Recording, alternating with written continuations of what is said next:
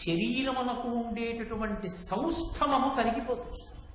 శరీరమునకు ఉండేటటువంటి బలం అన్ని కాలముల యందు ఒక్కలా ఉండదు.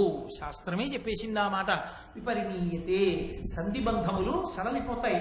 ఒకనాడు ఉన్న బలం ఇంకొక నాడు ఉండదు. ఒకనాడు 3 గంటలు చక్కగా ఆసనం వేసి కూర్చుని ఉపన్యాసం చెప్పిన వాడు రోజు కుర్చీలో కూర్చుని చెప్పవలసి వస్తుంది. బెంగ పెట్టేసుకోక్కర్లేదు. అది శరీరానికి ధర్మం. అది చెప్పగలుగుతున్నావా లేదా? ఈశ్వరవాక్కు చెప్పి తరించిపో, అంతవరకే. కాబట్టి శరీరం అనేటటువంటిది నలుగురు పడిపోతుంది. అది దాని ధర్మం. 50 ఏళ్ళు వచ్చి 60 ఏళ్ళు వచ్చి కూడా 30 ఏళ్లలా ఉండమంటే ఎక్కడ ఉంటుంది? ఉండదు. దాని శక్తి క్షీణించిపోతుంది. కాబట్టి శక్తి శరీరానికి క్షీణిస్తుంది, ద్యుతి పెరుగుతుంది. ద్యుతి అంటే కాంతి.